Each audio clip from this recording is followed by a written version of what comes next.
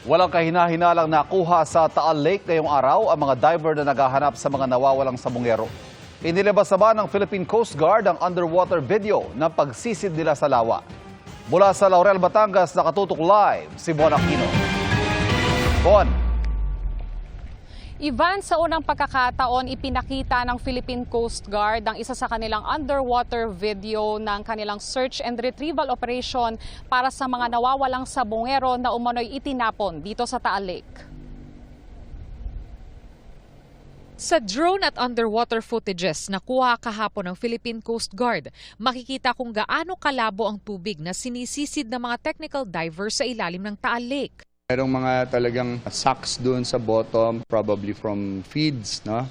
Pero yun yung iniisa-isa na check natin, yung mga laman, kinakapa ng ating mga divers para to really help. Ganito rin daw kalabo ang tubig sa kanilang diving operations ngayong araw.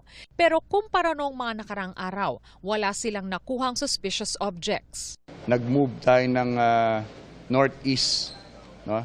10 meters northeast using the jack stay search method na tinatawag, which is a straight line then going back. Initially dun sa area na yon, negative yung nakuha natin, so we will be adjusting to another part, no? We will move again.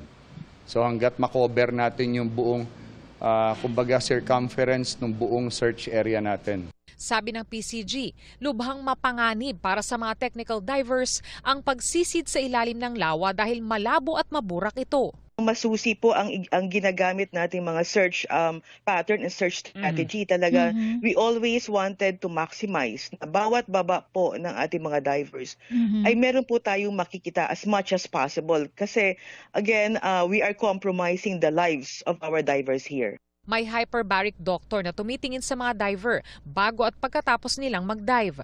Dahil buhay ang nakataya sa bawat diving operation, naway mawala na nila mga espekulasyon ng tanim sako o tanim buto. That's normal, no? We cannot, sabi nga lang, we cannot please everyone. Basta kami yung inyong Philippine Coast Guard, katuwang yung Philippine National Police and the Department of Justice. Tuloy-tuloy lang namin gagawin yung aming trabaho professionally, diligently and properly as much as possible until such time that matapos namin yung area na i-search. Dismayado naman ang forensic pathologist na si Dr. Raquel Fortun sa ginagawang recovery. Apparently, based on the picture, sinabog nila yung contents, nilipat sa ibang sako. And, for you to do that at the scene, alanganin yun. Kasi yung contents, lahat, pati yung sako mismo, dapat yan in-examine mabuti kasi you consider that as evidence. Dapat anya may forensic doctor din sa lugar. Welcome naman sa PCG ang mga ekspertong gustong tumulong. Pero paliwanag ng PCG, kapag may nakapa sa ilalim, ini-inform muna nila ang DOJ at SOCO kaugnay nito at kapag may go signal na, tsaka lang nila iaangat ang object. Agad din nila itong ito-turn over sa SOCO para matiyak na masusunod ang chain of custody ng mga ebidensya at walang malabag na lehitimong proseso.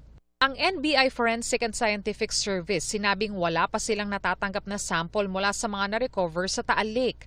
Oras na matukoy na buto ng tao nga ang mga nakita. Saka lang daw maaaring magsagawa ng DNA test sa mga buhay na kaanak ng mga missing sabongero. Ivan, kinumpirma naman ng PCG na darating na rito sa Taal Lake bukas yung kanilang remotely operated vehicle o ROV.